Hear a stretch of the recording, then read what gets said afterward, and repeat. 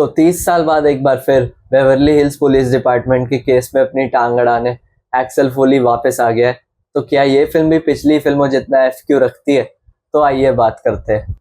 So hello everyone and welcome back to my channel movie dissection.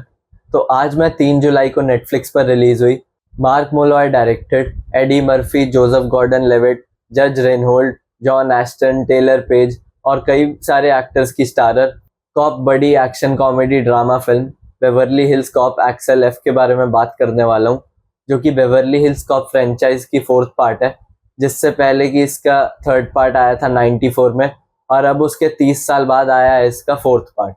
तो बात करूँ अगर फिल्म की, तो जैसा कि बेवर्ली हिल्स कॉप की फ्रेंचाइज हमेशा से ही अपने कैरेक्टर्स के लिए फेमस रही है और इसके 3 लीड कॉप्स एक्सेल, रोजवुड और टैगट की तिगड़ी हमेशा से ही हमें एंटरटेन करती आई है और ये तीनों जिस तरीके से एक अलग ही अंदाज में केस को अप्रोच करते हैं वो देखने में हमेशा से ही मज़ा आया है।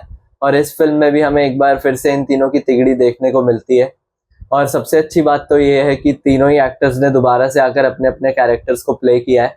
और वहीं जहाँ एक तरफ इन तीनों एक्टर्स को एक बार दोबारा से इतने टाइम बाद साथ देखकर अच्छा तो लगता है, पर वहीं दूसरी तरफ ये भी है कि फिल्म की प्रेजेंटेशन, स्टोरी लाइन और कैरेक्टर्स की प्रेजेंटेशन उतने अच्छे से मेकर्स कर नहीं पाए हैं, जिसकी वजह से फिल्म एक टिपिकल से भी टिपिकल कॉप ड्रामा बन के रह जाती है और कुछ खास कमाल नहीं कर पाती। और 30 साल जितने इतने लंबे टाइम बाद कैरेक्टर्स दोबारा से स्क्रीन पर आ रहे हैं, तो कम से कम उनके इंट्रोज तो थोड़े स्टाइलिश और कूल से होने चाहिए थे। पर वहीं इस फिल्म में कैरेक्टर्स के इंट्रोज भी इतने डल और मोनोटनस से फील होते हैं कि उन्हें देखने में बिल्कुल भी मज़ा नहीं आता।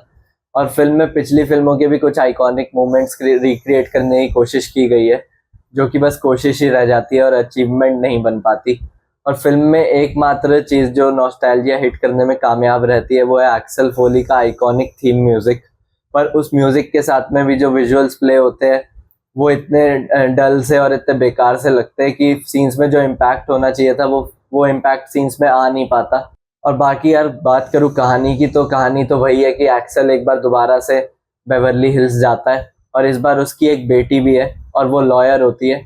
और उसकी बेटी ने एक स्पेनिश बंदे का केस अपने हाथ में ले रखा होता है, जिसके ऊपर एक कॉप के मर्डर का चार्ज लगा होता है। और इस केस में रोजवुड भी पीछे से सीक्रेटली इन्वेस्टिगेट कर रहा होता है।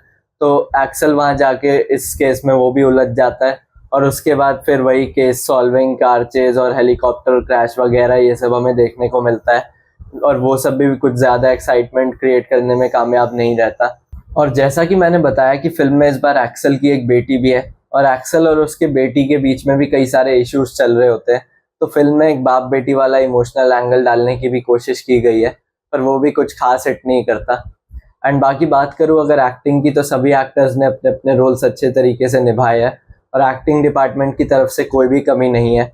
और कमी है तो सिर्फ फिल्म की राइटिंग में, डायरेक्शन में और इसके प्रेजेंटेशन में, जिसकी वजह से फिल्म इतनी डाउन हो गई है। एंड सो ओवरऑल इस फिल्म का एफक्यू पिछली फिल्मों से काफ़ी कम है और इसलिए मैं तो आपको ये एडवाइस करूंगा कि अगर आपने पहले के 3 पार्ट नहीं देखे तो आप वो नेटफ्लिक्स पे जाके देख लो। और इस वाले पार्ट को तो अगर आप मिस भी कर दोगे तो भी आपका कुछ ऐसा खास लॉस नहीं होगा। एंड सो इसलिए आज का रिव्यू तो यहीं एंड करते हैं। और अगर आपको वीडियो अच्छा लगा हो तो चैनल को प्लीज़ लाइक करो, सब्सक्राइब करो, शेयर करो और मेरी थोड़ी सी केयर करो। एंड मिलते हैं नेक्स्ट वीडियो में और तब तक के लिए आरिवेदेर्ची दोस्तों।